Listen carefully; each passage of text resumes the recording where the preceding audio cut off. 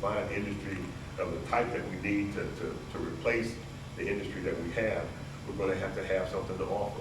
I just left before coming here the Greater Augusta Arts Council's legislative luncheon. We're going to have arts programs and recreation programs, and we're going to have to improve the quality of our public education if we're going to be able to attract people here. If not, folks are going to go somewhere else. Last question. Yes, ma'am. Okay, I'm sorry. You mentioned education. It seems that the university system has been made the gatekeeper, if you will, or the enforcer of what should have happened before students get this far.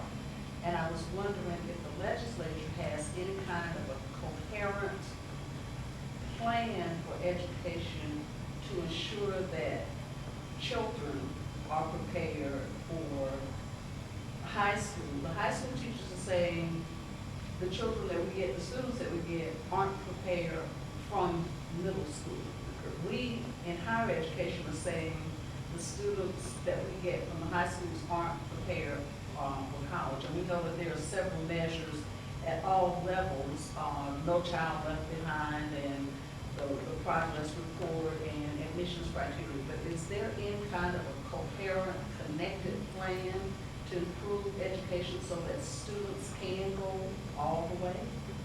My mother always told me that it was rude to answer a question with a question, but I have to ask this question: do you want us to do something?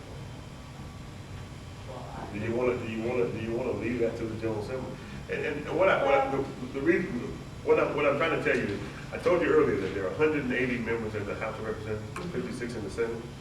Of all those people that serve in the Georgia General Assembly, there's one teacher. You know, my profession is I'm an attorney.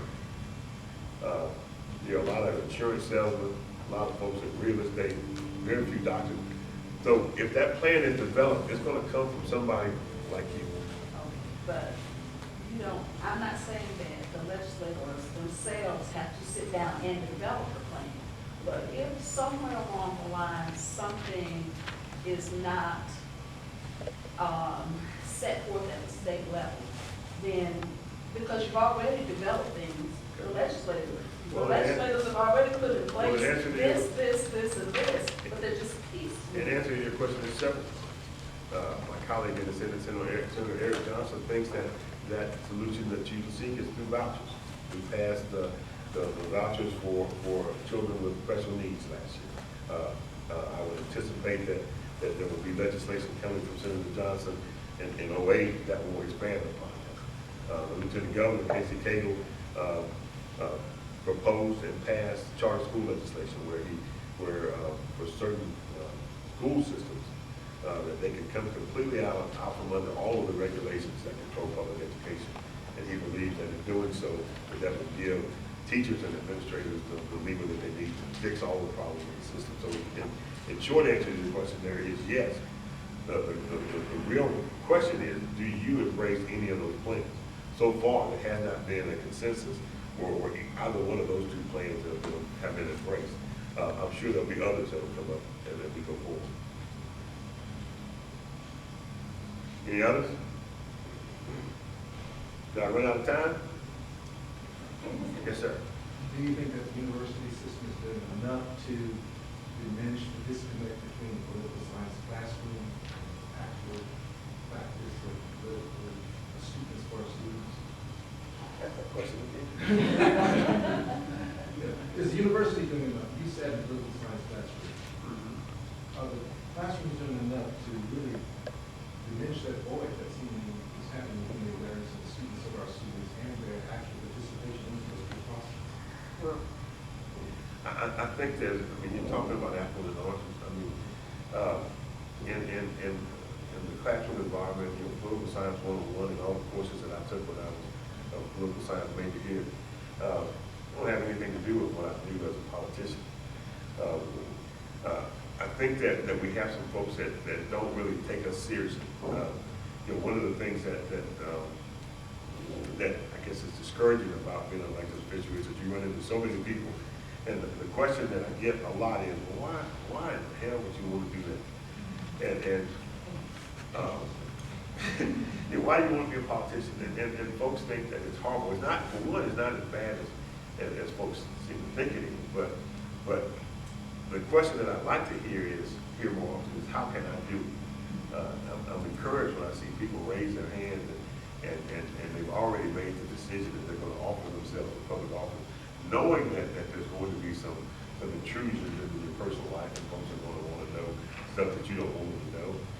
But they see that it's important enough to get involved and to be a part of the process. I can tell you that there's going to be somebody that's going to run. My experience is that the easier you make it, the more people will get in line to do it. And a lot of those folks that get in line, you probably don't want to represent you. You really don't. But if there's no choices, and one of if you look, the next time that, we'll look at the elections that are going to happen here on November the 6th. You have some races that have 3 people in them, some races have 6, some races don't have 1. And in that race, for that seat can only have 1 person, is that a recognition by that entire district that this guy is the best and the only person that can represent that district? Probably not. This was anybody that had the courage or the willingness to stand up and sign his name on the line. So you have to think about that. I would encourage, you can get involved. The one thing that politicians do is they respond to you. It doesn't matter. People call me all the time, people that I've never met before, people that I don't know. But if they call me and tell me that they have a problem, I call them back. I'm afraid not to, because I know that if I don't call them back, they're going to go out in the street and say, Ed Tarver, he ain't worth the 2. It's just the way it works. And all of my colleagues, all of my colleagues feel that way. So it's so easy to get involved, either by picking up the phone. You'd be surprised at how easy it is to get one of the people that represents you on the phone. You'll be surprised at how easy it is to if you want to sit down and talk to them, if you have an issue that really burns you, or if you have an idea for legislation. People walk up on occasion and hand us proposals for legislation on the back of a napkin. And yeah, we read it, and if it's good, we may send it off to legislative council to see if it may work. It comes from everywhere. One of the problems that we have in the General Assembly is some of my colleagues think that at the point that we're elected, that we know everything and that all the ideas should originate with us. Well, they don't. Most of the ideas for legislation come from guys like you sitting out here. And so, get involved in whatever way you're comfortable. If you don't like to do this and come to Augusta State University and stand up in front of 20 people or 30 people, then write it on the back of a napkin and slip it to me as I go out the door. But you can be involved, and you'd be surprised at how much of an impact and how much of an influence you can have.